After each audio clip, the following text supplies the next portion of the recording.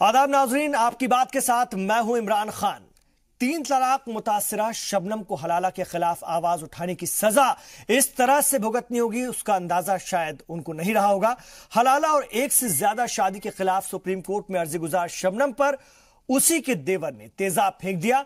उसका कसूर सिर्फ इतना था कि उन्होंने अपने ऊपर हो रहे जुल्म के खिलाफ आवाज उठाई थी। इस्लाम में हलाला हराम है और एक बार में दिया गया 3 तलाक भी नाजायज है। फिर यह सवाल उठता है कि ये कौन लोग हैं जो इस्लाम के नाम पर ये गुनाह अजीम कर रहे हैं। इस पर चर्चा के लिए हमारे साथ समाजी कारकुन अनीस फातिमा हैं और शाहना खान भी हमारे साथ जुड़ी हुई हैं, और हम नसरीन जी को भी अपने साथ जोड़ रहे हैं। नसरीन जहां जो कि खुद एसिड विक्टिम है, मुतासिरा है इस तरह के मामले की, तो इस पर हम बात करते हैं, लेकिन पहले ये रिपोर्ट।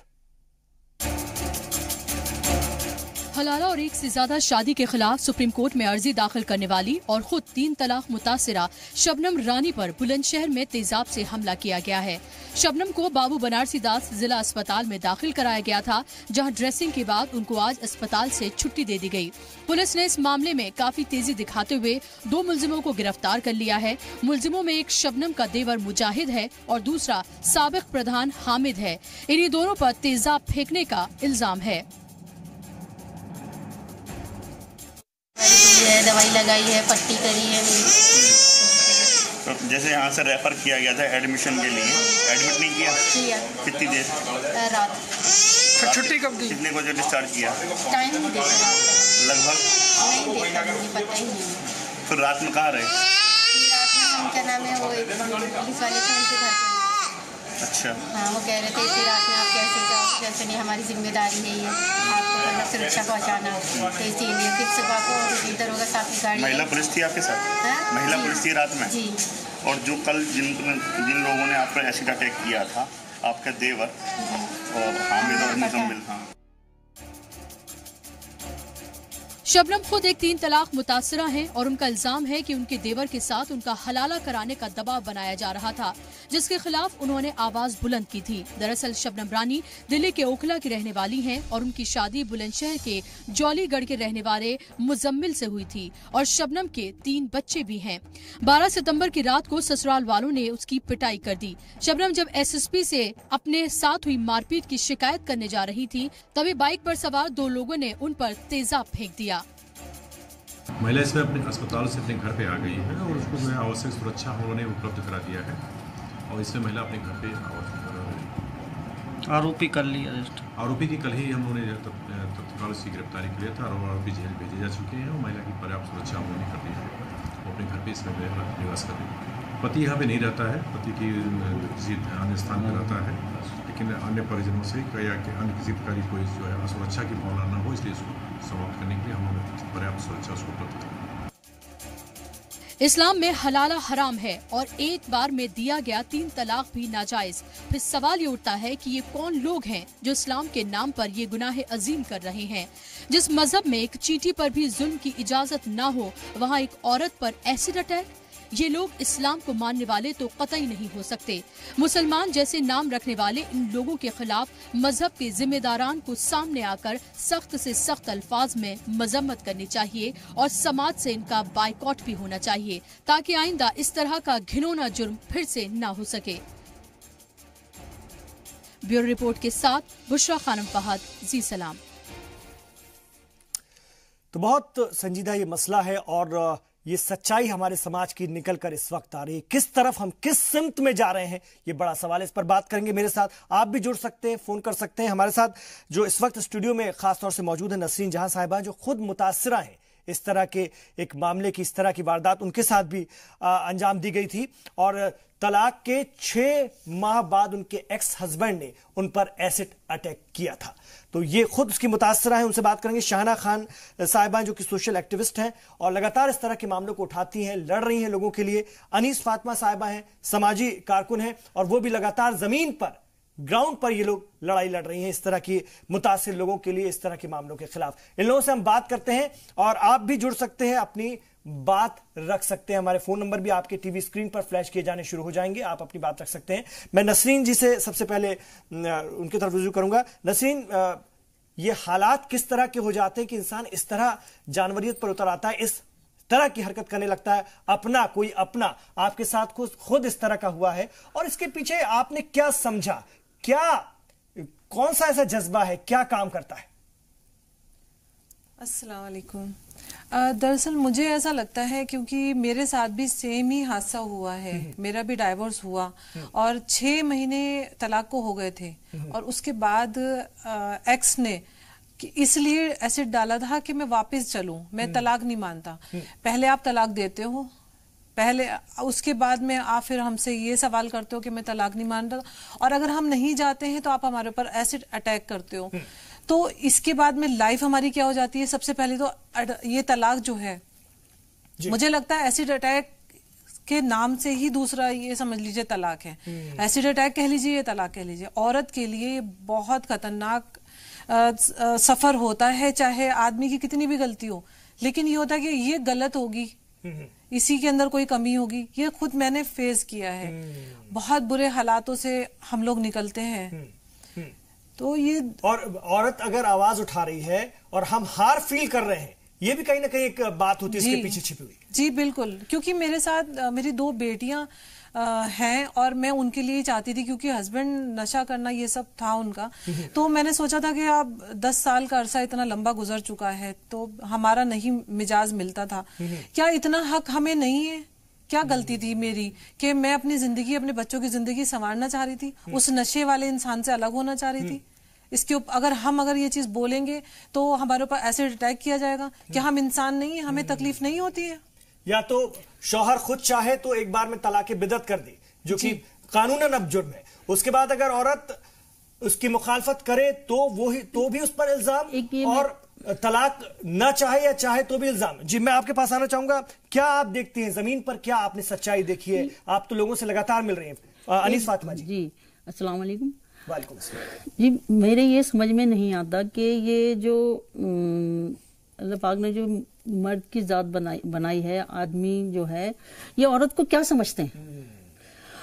उसको खिलौना समझते हैं कि खेला, और जब उससे दिल भर गया तो उसको तलाक दे दी, और तलाक देने के बाद में फिर ये सोचा कि हमने इसको तलाक दे दी, हमारा खिलौना हमसे छिन गया, लाओ इसको दोबारा कैसे हासिल करें? वापस उसको पाना है, कैसे हासिल करें उसको हम? और उसमें उसको जो भी उसको हर बेजरबे जो भी कुछ करना होता है, उसकी पूरी कोशिश करता है कि उसको हासिल करूं, नहीं हासिल करूं तो इसको नामेट कर दूं, इसको खत्म कर दूं। उसके ऊपर क्या बीतती है औरत के ऊपर, ये किसी को नहीं सुनाई देता। और उसके अलावा फिर जो लोग होते हैं वो किस किस तरीके से ताने देते हैं लड़की को, किस किस तरीके से उसको बदनाम करते हैं, कैसे कैसी जगहों पर उसको गुजरना पड़ता है, और कैसे हालातों से उसको गुजरना पड़ता है। ना उसके पास पैसा होता है, ना कोई साधन होता है, ना ही लोग हमदर्द होते हैं। कहीं ना कहीं यही हमारे मुआशरे की सच्चाई है जी, बहुत कड़वी सच्चाई है। इसको एक्सेप्ट करना पड़ेगा, और सिर्फ एक्सेप्ट नहीं करना पड़ेगा, इस कूड़े को साफ करना पड़ेगा जो इकट्ठा हो गया है, जिसमें बदबू आ रही है। मेरे साथ शाहना साहिबा भी है। शाहना जी, शबनम रानी के केस को आप किस तरह से देखती हैं? क्या आप समझ पा रही हैं? हलाले के खिलाफ ये आवाज उठा रही थी, अपने ऊपर हो रहे जुल्म के खिलाफ आवाज उठाई, तो आज उन पर एसिड अटैक हुआ। नसरीन ने यही कोशिश की, उन पर एसिड अटैक हुआ, इसलिए हमने लिखा है नसरीन से आप बात कर सकते हैं। फोन लाइन इस वक्त खुली हुई, नंबर चल रहे हैं, नसरीन जी से आप अपना सवाल रख सकते हैं। जी शाहना जी। अस्सलाम वालेकुम।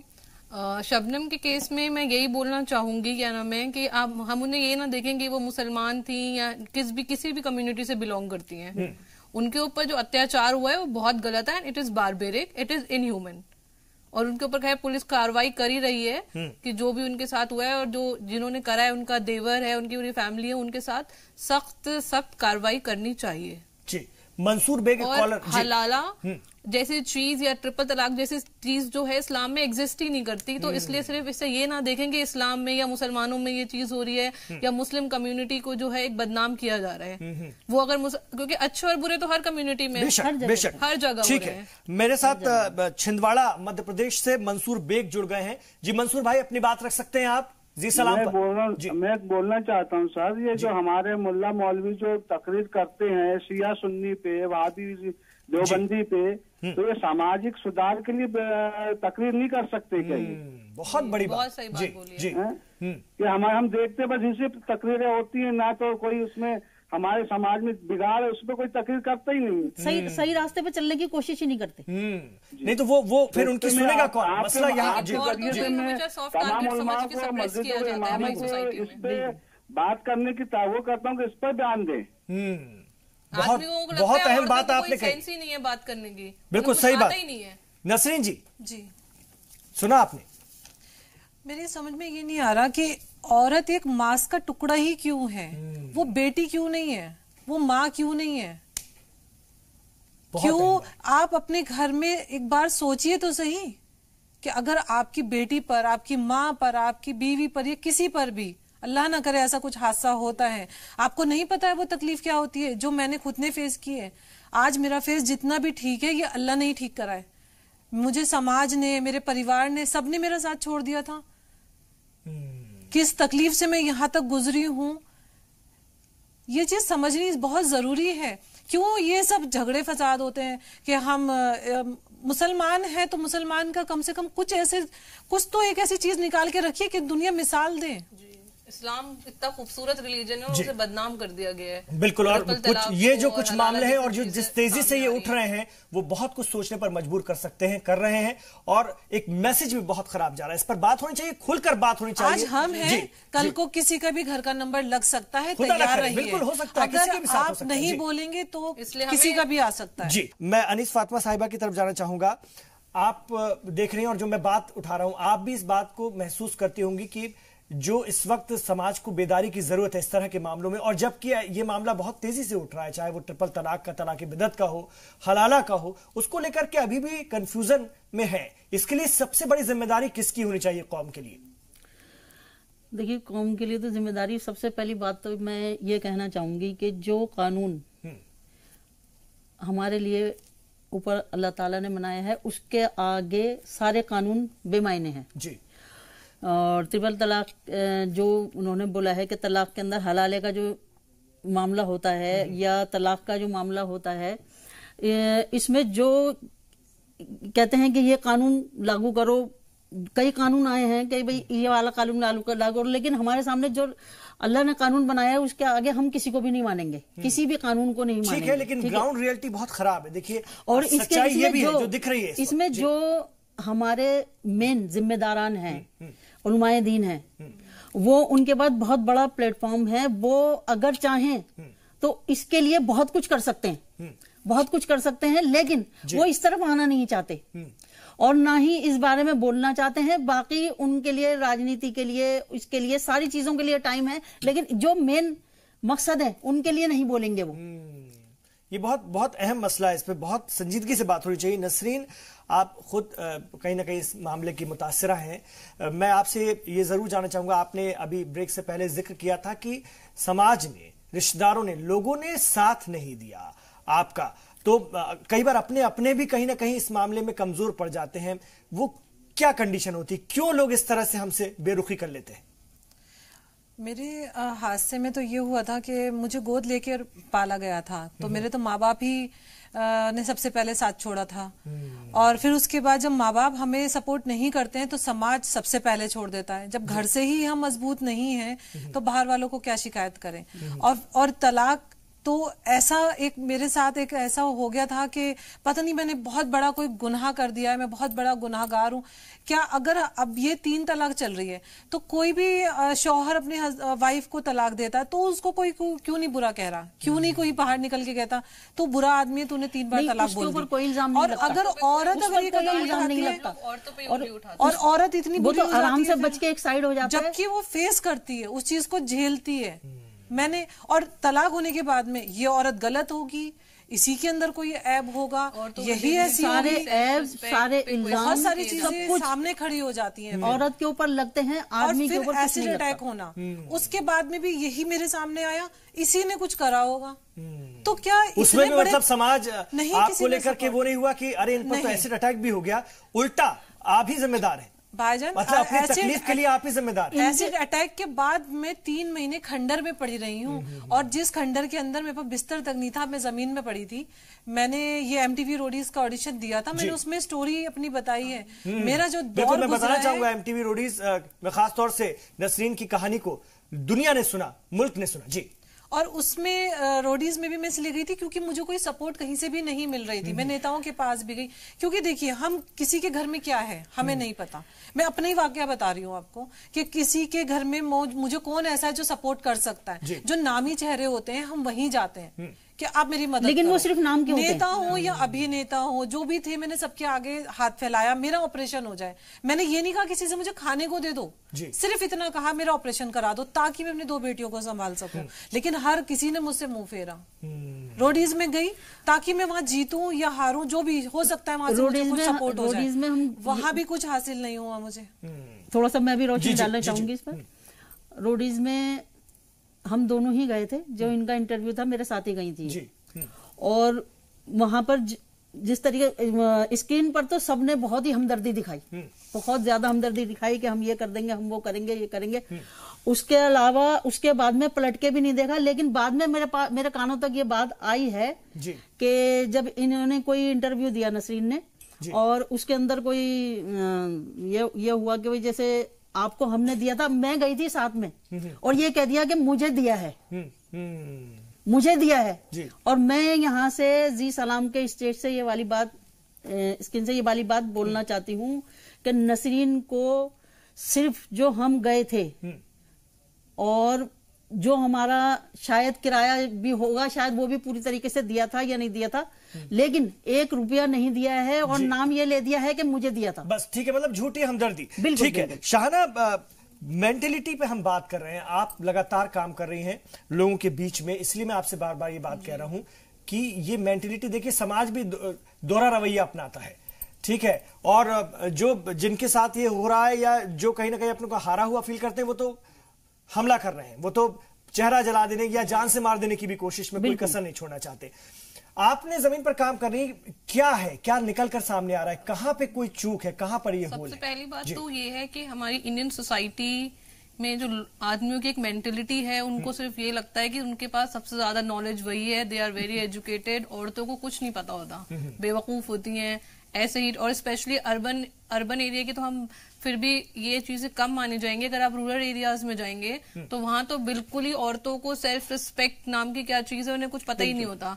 इस तरीके से अटैक करा जाता है। और मुस्लिम खवातीन की अगर हम बात करें, उनका तो बहुत ही बुरा हाल है, क्योंकि वो एजुकेशन नहीं है उनके पास, फाइनेंशियल स्टेबिलिटी नहीं होती, घर से सपोर्ट नहीं मिलता, तो उनको और भी मतलब आप ये समझ लें कि जितना सप्रेस कर सकते हैं उनको और भी गलत तरीके से ट्रीट किया जाता है। इस वजह से हमारे सामने ये विक्टिम बैठी हुई हैं, इनको सल्यूट करती हूँ मैं, क्योंकि इसलिए इन्होंने लाइफ एग्जाम्पल दिया। इन्होंने अपने she fight for herself actually, you know, so she is a very strong women in my eyes, and I appeal to all through this Zee Salaam channel that you know we should learn from such women, and she has set an example, you know, कि अगर if you want to fight for yourself, कितना भी गलत हो, लेकिन अगर आपके अंदर यू नो ये जज्बा हो लड़ाई करने का कि नहीं I will prove my self कि मैं ठीक हूँ। चाहे इनके कैरेक्टर पे अटैक किया कि ये क्योंकि इनको इसलिए दिया गया, इनके हस्बैंड ने बोल के कि इनका कैरेक्टर वीक था या जो भी था, उनको सोशली कुछ ना कुछ तो दिखाना ही था पब्लिक डोमेन में, लेकिन इन्होंने शी हैज प्रूव्ड हरसेल्फ कि नहीं आई एम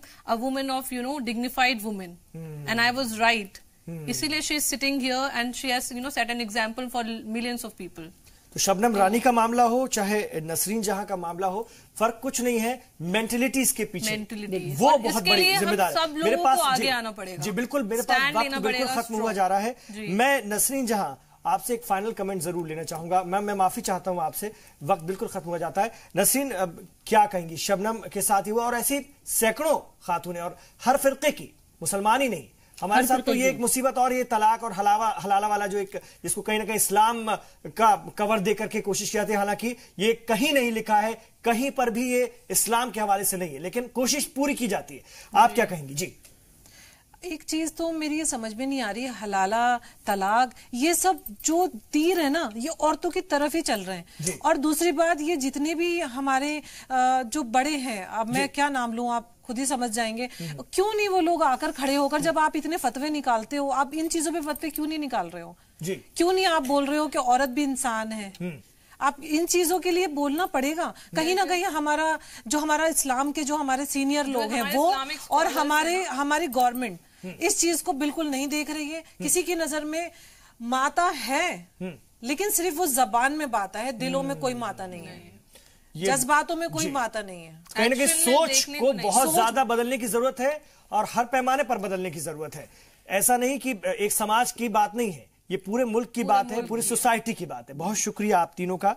उम्मीद करते हैं शबनम रानी को भी इंसाफ मिले और हमारी कोशिश यही थी कि जो वारदात हुई इसके बाद इस पर हम चर्चा करें आपकी बात पे और आपको भी इसमें जोड़ने की कोशिश करें। बहुत शुक्रिया आप तीनों का इस प्रोग्राम में शामिल होने के लिए। आप रहिए जी सलाम के साथ।